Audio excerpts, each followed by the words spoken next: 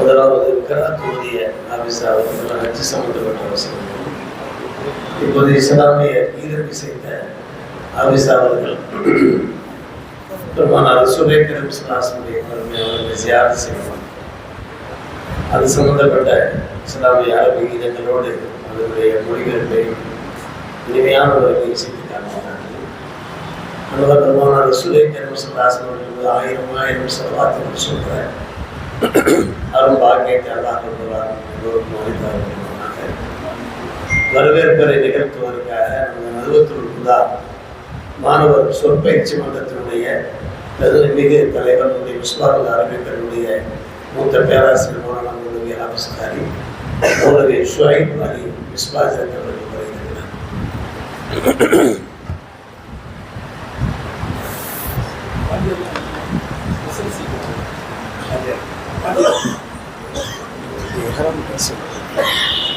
السلام عليكم ورحمة الله وبركاته.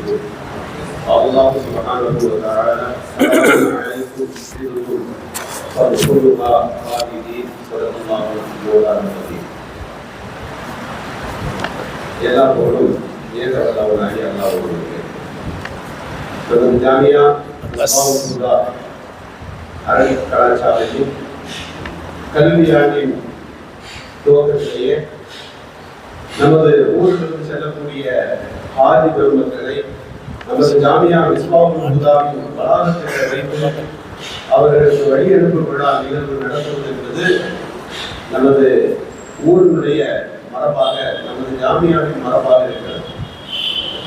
ஹாஜி பெருமக்களை எங்கிருந்து வேண்டுமானாலும் நாம் வழியனுப்பு விழாவை நிகழ்ச்சியை நடத்த முடியும். ஆனால் ஒரு அரபி கலாச்சாரையில் காலல்லா கால ரசூலுல்லா என்று சொல்லப்படுகின்ற அல்லாஹ்வையும் அவன் திருத்தூதர் முஹம்மது ஸல்லல்லாஹு அலைஹி வஸல்லம் அவர்களை அனுதினமும் நினைவு கூறப்படுகின்ற ஒரு இடத்திலிருந்து உயர்ந்த காபாவை தாங்கி நிற்கின்ற மக்காவிற்கும் நபிகள் நாயகம் ஸல்லல்லாஹு அலைஹி வஸல்லம் அவர்கள் துயில் கொள்கின்ற மதீனா ஷரீஃபிற்கும் அனுப்பி வைப்பது ஆக சிறந்த ஒரு பொருத்தமான நிகழ்வு என்பதாலேயே நமது முன்னோர்கள் இது போன்ற ஒரு ஏற்பாட்டை இங்கே உருவாக்கினார்கள் என்பதாக அல்லாமா ஷம்சுல் ஹுதா ஹஜ்ரத் அவர்கள் அடிக்கடி தெரிவிப்பது உண்டு என்று என்னுடைய ஆசிரியர் பெருந்தவர்கள் சொல்லுவார்கள்.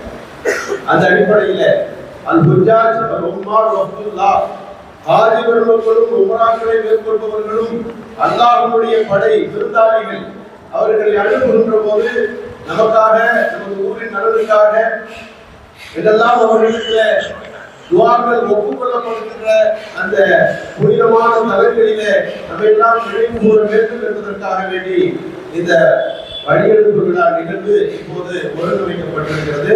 இந்த நிகழ்வுக்கு வருகை புரிந்திருக்கின்ற, தலைமை தாங்கி இருக்கின்ற இவ்வூர் ஜமாத்தார்கள், ஜாமியாவின் பேராசிரியர் பெருமக்கள், இவ்வருடம் ஹஜ்ஜுக்கு செல்லவிருக்கின்ற ஹாஜி பெருமக்கள், அவருடைய துணைவியார்கள், அத்தனை பேர்களையும் மன்றத்தின் சார்பாக, நமது ஜாமியா மிஸ்பாவுல் ஹுதா கலாச்சாரத்தின் சார்பாக வருக வரவேற்கிறோம். அஸ்ஸலாமு அலைக்கும் வரஹ்மத்துல்லாஹி வபரகாத்துஹு.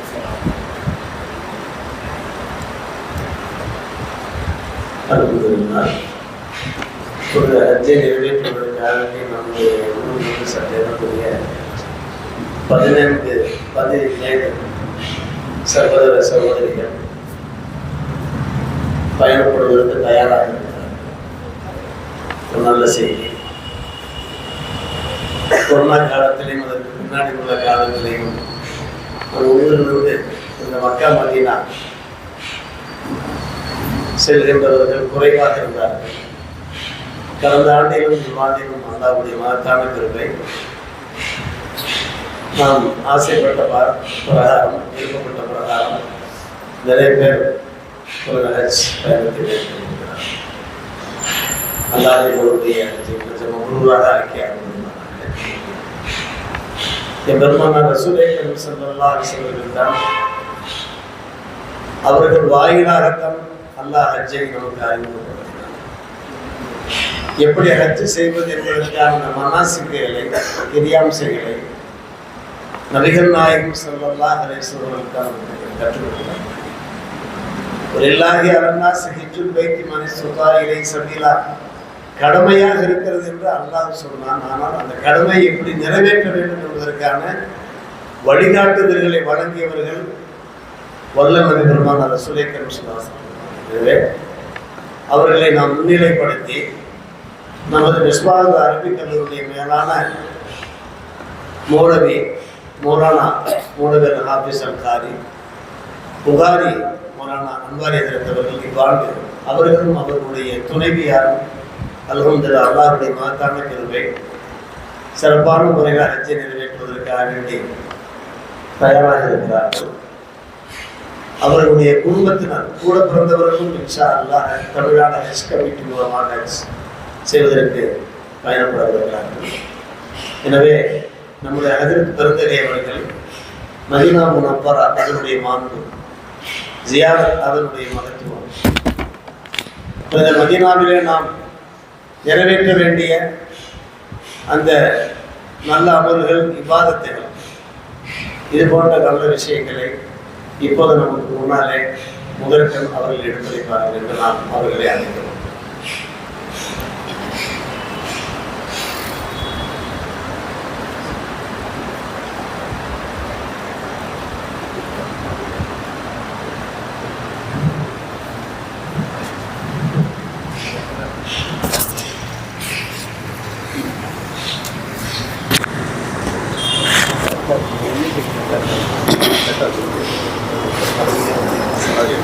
السلام عليكم ورحمة الله وبركاته.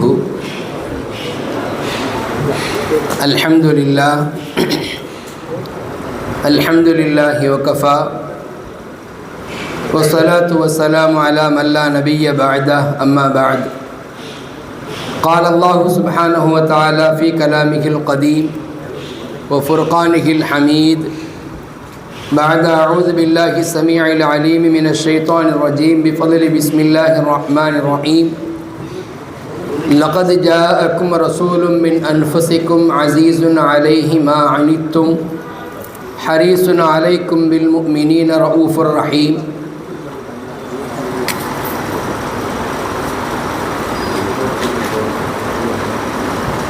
وقال نبي الله سيد البشر خاتم الأنبياء والمرسلين محمد رسول الله صلى الله عليه وسلم في دعائه اللهم اجعل بالمدينة ضعفي ما جعلت بمكة من البركة، أو كما قال عليه الصلاة والتسليم.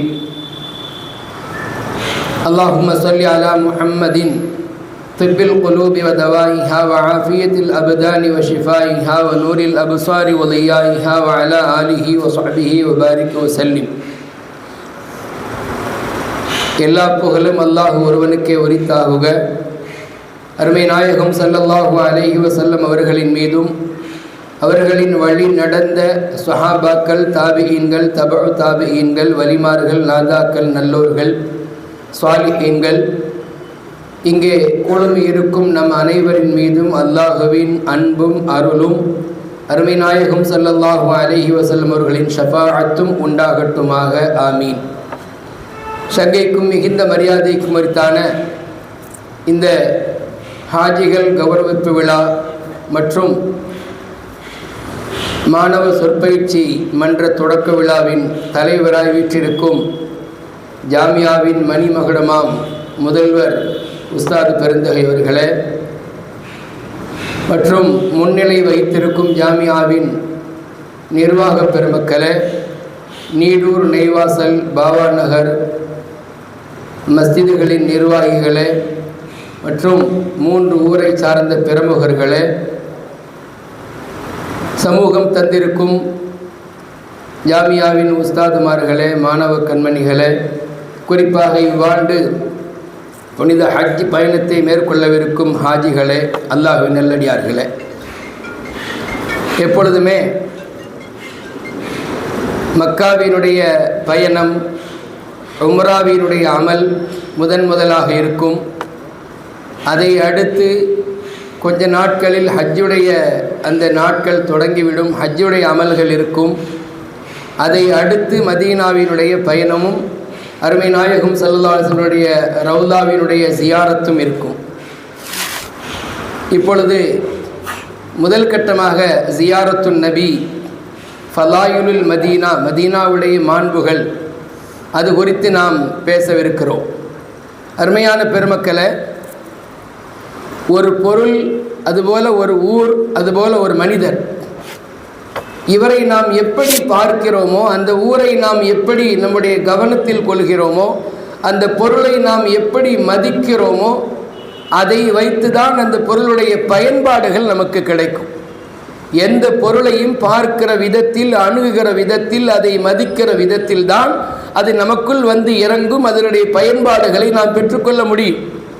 மேலான பெரியவர்களே, அருமை நாயகம் ஸல்லல்லாஹு அலைஹி வஸல்லம் அவர்கள் மக்காவிலே பிறக்கிறார்கள், மக்காவிலே வாழ்கிறார்கள், மக்காவிலே தன்னுடைய நபித்துவத்தை எடுத்துரைக்கிறார்கள். மக்காவில் வாழுகிற பலருக்கும் அருமை நாயகத்தினுடைய மதிப்பு தெரியவில்லை.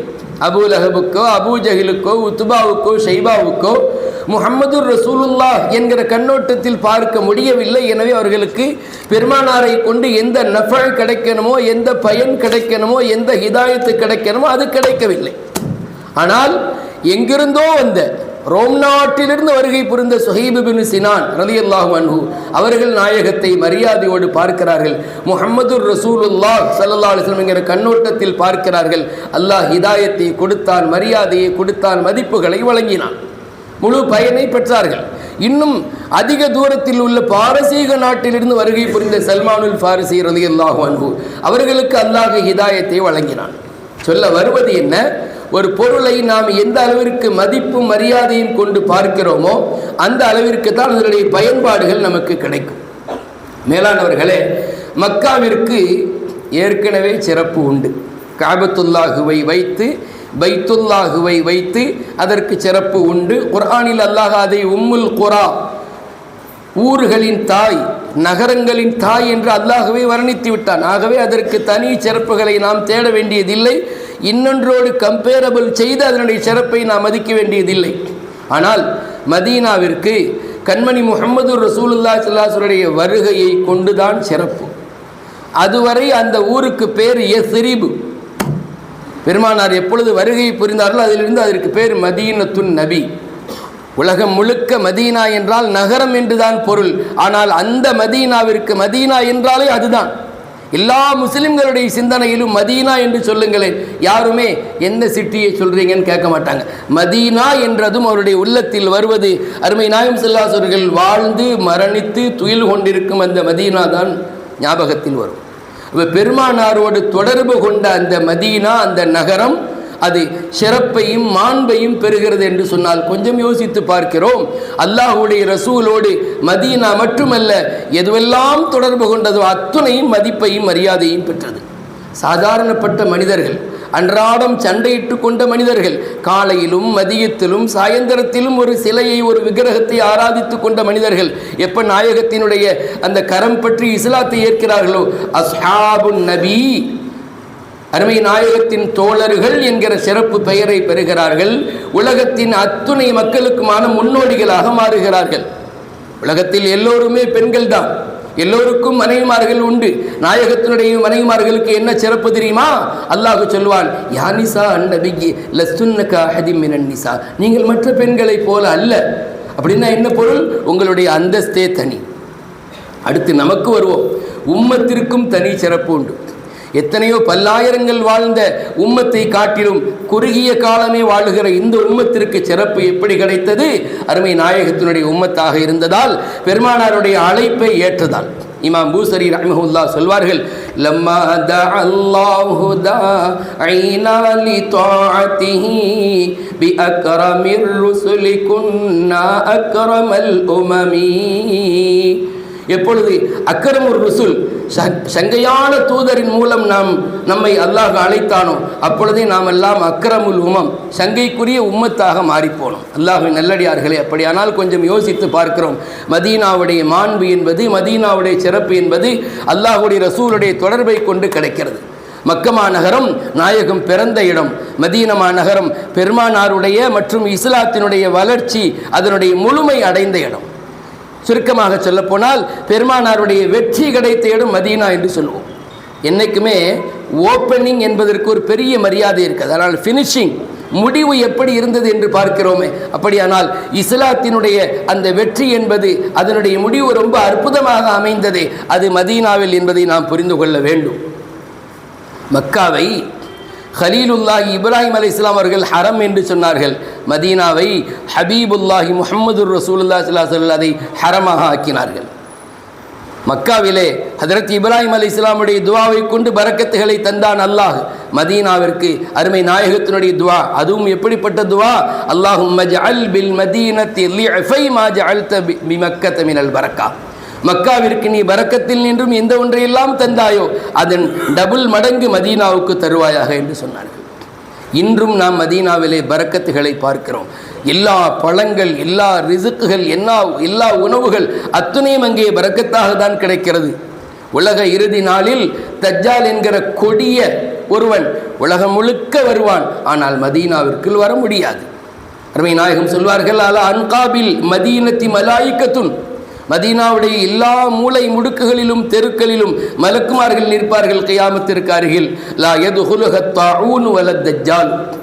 தாஊன் என்கிற தொற்று நோய், காலரா நோயும் அதுபோல தஜ்ஜாலும் அங்கே நுழைய முடியாது என்று சொன்னார்கள் கண்மணி முஹம்மது ரசூலுல்லாஹி ஸல்லல்லாஹு அலைஹி வஸல்லம். மேலான பெரியவர்களே, மக்கா என்பது ஒரு ஜலாலியத்தின் இடம் என்றால் மதீனா என்பது ஜமாலியத்தின் கூடாரம். அங்கே சப்தங்களும், அங்கே கூச்சல்களும், அங்கே சலசலப்புகளும் இருக்கும் மக்காவில்.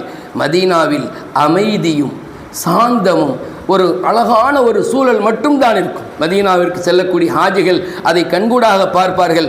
அங்கே அற்புதமான ஒரு சூழல், அங்கே இருந்தால் மனதிற்கு ஒரு ராகத்தும் நிம்மதியும் கிடைக்கும். மேலான பெரியோர்களே, மதீனாவிலே ஒரு பேரித்தம்பலம் உண்டு, அஜ்வா என்கிற பேரித்தம்பலம். இமாம் புகாரி, இமாம் முஸ்லிம் இருவருமே தன்னுடைய ஹதீஸிலே இதை அறிவிப்பார்கள். மன் தஸப்பஅ குல்ல யௌமின் சபஅ தமராத்தின் அஜ்வத்தன். யார் ஒவ்வொரு நாளும் காலையிலே அஜ்வா என்கிற பேரித்தம்பலத்தில் 7 பேரித்தம்பலத்தை உண்ணுவாரோ லம் யதுர்ரஹு ஃபீ தாலிகல் யௌமி சும்மு வலா சிஹ்ரு. அன்றைய தினத்தில் அவருக்கு எந்த விஷமும் அவரை தாக்காது, எந்த சூனியம் செய்வினை அவரை தாக்காது என்று சொன்னார்கள் சர்தார் ஆலம் ஸல்லல்லாஹு அலைஹி வஸல்லம். உலகத்தில் எங்காவது நாம் கேள்விப்பட்டிருப்போமா?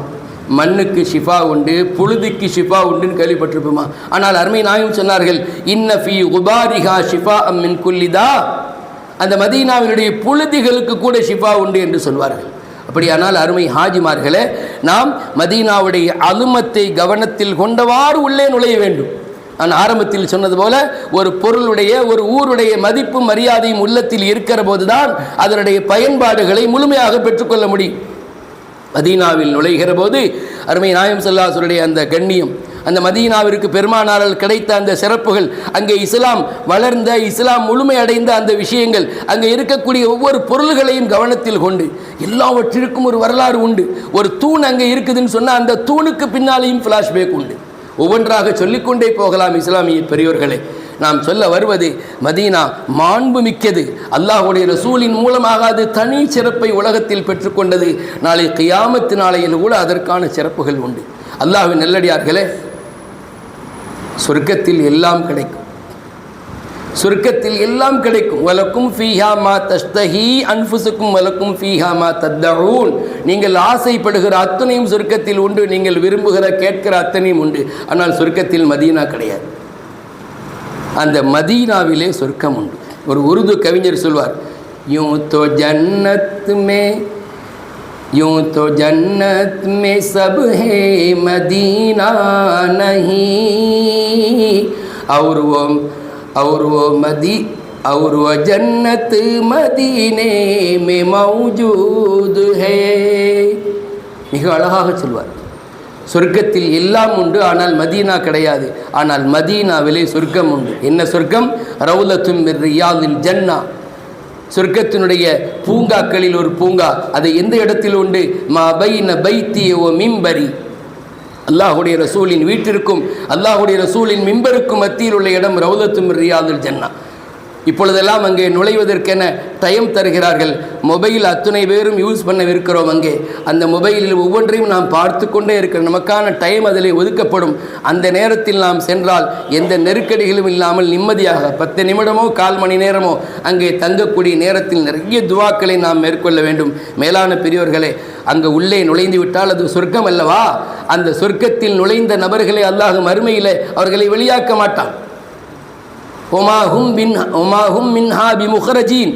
சொர்க்கத்தில் நுழைந்தவர்கள் வெளியாக்கப்பட மாட்டார்கள் என்று அல்லாஹ் சொல்கிறான். நாம் அந்த இடத்தில் அல்லாஹ்விடத்தில் துவா செய்யணும். யா அல்லாஹ், இந்த உலகத்தில் சொர்க்கத்தின் ஒரு பாகத்தில் நான் வந்துவிட்டேன். யா அல்லாஹ், நாளை கியாமத் நாளையில் என்னை சொர்க்கத்தை விட்டு வெளியாக்கி விடாதே என்கிற துவாக்களை நாம் அங்கிருந்து கேட்க வேண்டும் என்று நமக்கு பெருமக்கள் சொல்லித் தருகிறார்கள். அல்லாஹ் நல்லடியார்களே, அங்கே சஹாபாக்களுடைய அந்த அவர்கள் கல்வி கற்ற அந்த இடம், திண்ணை தோழர்கள் கல்வி கற்ற இடம் அங்கே இருக்கிறது. நபி அவர்கள் தஹஜ்ஜத் தொழுத தஹஜ்ஜத்தினுடைய மேடை இருக்கிறது. இன்னும் எத்தனை விஷயங்கள். அங்கே நுழையக்கூடிய நாம் அல்லாஹுடைய ரசூலுடைய கண்ணியத்தை கவனத்தில் கொண்டு ஸலவாத்தும் சலாமும் அதிகம் சொன்னவாறு, அந்த பாபு சலாம் கேட் நம்பர் 1 நாம் உள்ளே நுழைகிற போது அப்பொழுதிலிருந்தே அஸ்ஸலாத்து வஸ்ஸலாமு அலைக்க யா ரசூல் அல்லாஹ், அஸ்ஸலாத்து வஸ்ஸலாமு அலைக்க யா ஹபீப் அல்லாஹ் என்கிற அந்த அல்லாஹுடைய ரசூலை அழைத்து ஸலாத்தும் சலாமும் சொன்னவாறே நாம் உள்ளே நுழைய வேண்டும். அல்லாஹுடைய ரசூல் அவர்கள் அங்கே உறங்கிக் கொண்டிருக்கிறார்கள். ஹதீஸில் வருகிறது, என்னுடைய உம்மத் எனக்கு சலாம் உரைக்கிற போது நான் அதற்கு பதில் சொல்கிறேன் என்று வருகிறது. அல்லாஹுடைய ரசூல் நமக்கு ஒரு முறை பதில் சொல்லிவிட்டாலே பெரிய பாக்கியம் அல்லவா? எத்தனையோ பேருடைய பதில் சலாமுக்கு நாம் ஆசைப்படுகிறோமே. பெரிய ஷேகுமார்கள், பெரிய வலிமார்கள், பெரிய உஸ்தாதுமார்கள் வலைக்கும் அஸ்ஸலாம் வரஹ்மத்துல்லாஹி வபரகாத்து என்று சொன்னானது துவா அல்லவா? அப்படியானால் ஹாத்தமுன் நபியின் முஹம்மது ரசூலுல்லாஹி ஸல்லல்லாஹு அலைஹி வஸல்லம் அந்த பதில் எவ்வளவு பாக்கியமானது. ஒரு சஹாபியினுடைய வீட்டுக்கு நபி ஸல்லல்லாஹு அலைஹி வஸல்லம் அவங்க போகிறாங்க. அஸ்ஸலாமு அலைக்கும் என்று சொல்கிறார்கள், உள்ளிருந்து பதில் வரல. மறுபடியும் அஸ்ஸலாமு அலைக்கும் என்றார்கள், பதில் வரவில்லை. 3வது முறையும் சலாம் சொன்னார்கள். அதுதான் நாயகத்தினுடைய சுன்னத்தும் கூட. ஒரு வீட்டில் நுழைகிற போது, ஒரு வீட்டிற்கு நுழைய நேர்ந்தால் நாம் 3 முறை சலாம் சொல்ல வேண்டும். பதில் வரவில்லை என்றால் திரும்பி வந்துவிட வேண்டும். நபி ஸல்லல்லாஹு அலைஹி வஸல்லம் 3 தடவை சலாம் சொல்லிட்டு அப்படி திரும்புகிறாங்க. உள்ளே இருந்த அந்த வீட்டில் இருந்த சஹாபி வேகமாக வர்றாங்க. யா ரசூலல்லாஹ், நீங்கள் முதல் முறை சலாம் சொன்ன போதே நான் பதில் சொல்லிவிட்டேன். இருந்தாலும் உங்களுடைய புனிதமான அந்த லிசானிலிருந்து, நாவிலிருந்து மற்றொரு முறை அஸ்ஸலாமு அலைக்கும் என்று வர வேண்டுமே என்பதற்காக நான் மெதுவாக பதில் சொன்னேன் என்று சொன்னார்கள். அப்போது அல்லாஹுடைய ரசூலுடைய நாவிலிருந்து அஸ்ஸலாமு அலைக்கும் என்றோ வலைக்கும் அஸ்ஸலாம் என்றோ கிடைப்பது பெரிய பாக்கியம். அதுபோல் நம்மிடத்தில் யாராவது சலாம் சொல்லி அனுப்புவார்கள், பெருமானார் ஸல்லல்லாஹு அலைஹி வஸல்லம் சலாம் சொல்லுங்கள் என்று. அப்பொழுது நாம் உள்ளத்தில் நியத்து வைக்க வேண்டுமாம், இவர்களுடைய சலாத்தை நான் அமானிதமாக கொண்டு சென்று ஒப்படைக்கிறேன். அமானிதமாக கொண்டு சென்று ஒப்படைக்கிறேன் என்று நியத்து வைத்தால் அல்லாஹு தாலா நம்மை அங்கே அழைத்து சென்று விடுகிறான். மறைந்த மாமேதை PSP ஹஜ்ரத் அவர்கள் சொன்னார்கள், ஒருவர் நமக்கு சலாம் சொன்னால், அதாவது மக்காவுக்கு ஹஜ்ஜுக்கு செல்கிற போது பெருமானார் ஸல்லல்லாஹு அலைஹி வஸல்லம் அவர்களுக்கு சலாத்தை சொல்லி அனுப்பினால் அந்த அமானிதத்தை நிறைவேற்றுவதற்கு அல்லாஹ் எனக்கு வாய்ப்பு கொடு என்று நியத்து செய்துவிட்டு நாம் சென்றால் அல்லாஹ் நம்மை அங்கே அழைத்து செல்கிறான். அங்கிருந்து நம்மை பத்திரமாக திரும்பவும் கொண்டு வருகிறான் என்று சொல்வார்கள். அதேபோல் உலகத்தில் நாம் எந்த இடத்தில் நின்றாலும் நம்முடைய அந்த தரூதை, நம்முடைய அந்த சலவாத்தை அஷ்ஹது அன்ன முஹம்மதன் ரசூலுல்லாஹ் என்று தான் ஓத முடியும். ஆனால் அங்கே சென்று விட்டால் அஷ்ஹது அன்னக ரசூலுல்லாஹ் என்று நபிக்கு முன்னால் நின்று, நாயகமே நீங்கள் அல்லாஹ்வுடைய தூதர் என்று நாமும் அந்த ஷஹாதத்தை, சாட்சியை நேரடியாக சொல்லுகின்ற ஒரு பாக்கியத்தை நாம் பெறுகிறோம். அல்லாஹ்வின் நல்லடியார்களை, இத்தனை சிறப்புகள் அங்கே உண்டு. அங்கே செல்லக்கூடிய நாம் அங்கே இருக்கக்கூடிய சிரமங்களை எல்லாம் பொறுத்து கொண்டால் பெருமானார் சொல்கிறார்கள், குன்து லஹு ஷஃபீஅன் யௌமல் கியாமா. மதீனாவில் உண்டான சிரமங்களை யார் பொறுத்து கொள்கிறாரோ நான் அவருக்காக கியாமத்து நாளையில் சிபாரிசு செய்யக்கூடிய மனிதனாக ஆகுவேன் என்று சொன்னார்கள். அப்படின்னு சொன்னால் அங்கே சென்று நாம் எந்த விதமான ஒரு குறைகள் சொல்வதோ, அங்கே வாங்கக்கூடிய பொருள்களுக்கு பேரம் பேசி நம்மை குறைத்து கொள்வதோ அல்லாமல் ஒரு நிறைவான உள்ளத்தோடு செல்ல வேண்டும். சுன்னத்துகளில் நமக்கு சொல்லித் தருகிறார்கள், அங்கே நாயகம் ஸல்லல்லாஹு அலைஹி வஸல்லம் ரவுலாவுக்கு செல்கிற போது குளித்துவிட்டு புத்த ஆடை உடுத்திவிட்டு ஒரு மிகுந்த கண்ணியத்தோடும் மரியாதையோடும் செல்ல வேண்டும். நாயகத்தினுடைய ரவுலாவுக்கு முன்னால் நின்று மிகுந்த சப்தத்தை தாழ்த்தியவாறு தான் நாம் அவரிடத்தில் பேச வேண்டும். காரணம், அவர்கள் ஹயாத்தாக இருக்கிறார்கள். அல்லாஹ் சொல்வான், யாரெல்லாம், அதாவது அல்லாஹு தஆலா குர்ஆன் ஷரீஃபில் யார் அல்லாஹுடைய ரசூலுக்கு முன்னால் தாழ்ந்த குரலில் பேசுகிறார்களோ அவர்களை அல்லாஹு தஆலா ஈமானுக்காக தேர்ந்தெடுத்து விட்டான். அவருடைய கல்புகளில் அல்லாஹ் ஈமான் வருவதற்கான வாய்ப்பை தந்து விட்டான் என்று அல்லாஹ் சொல்கிறானே, அந்த மாதிரி நாம் குரலை தாழ்த்திய நிலையில் நாயகம் ஸல்லல்லாஹு அலைஹி வஸல்லம் சலாம் சொல்ல வேண்டும். இதுபோல காரியங்களை நாம் மேற்கொண்டு விட்டு அங்கே இருக்கக்கூடிய நாட்களில் மிகுந்த கண்ணியம், நம்ம ஊரில் இருக்கிற மாதிரி ஏதாவது பலாக்களை கழுவிக்கொண்டோ பேசிக்கொண்டோ இல்லாமல் ஸலவாத்து பின்ன தொழுகை, அங்கே இருக்கக்கூடிய நேரங்களில் நாம் எவ்வளவு அமைதியாக இருக்க முடியுமோ அவ்வளவு அமைதியாக இருக்க வேண்டும். நபி ஸல்லல்லாஹு அலைஹி வஸல்லம் அவங்க இருக்கிறாங்க என்கிற அந்த கண்ணியத்தை உள்ளத்தில் வைத்துக்கொண்டே இருக்க வேண்டும், மாறிவிடக்கூடாது. ரப்புல் ஆலமீன் அல்லாஹு தஆலா மதீனாவுடைய சிறப்புகளையும் மாண்புகளையும் உள்ளத்தில் கொண்டு வாழக்கூடிய தௌஃபீக்கை தந்தல்வானாக. இறை இல்லமாம் காபத்துல்லாஹுவையும் இறை தூதர் முகமது ரசூலுல்லாஹுடைய ரவுலாவையும் மீண்டும் மீண்டும் கண் குளிர அகம் குளிர ஜியாரத்து செய்யக்கூடிய தௌஃபீக்கை அல்லாஹ் நம் எல்லோருக்கும் தந்தல்வானாக என்கிற நல்ல துவாக்களோடு எனது சிற்றுரையை நிறைவு செய்கிறேன். அஸ்ஸலாமு அலைக்கும் வரஹ்மத்துல்லாஹி வபரகாத்துஹு.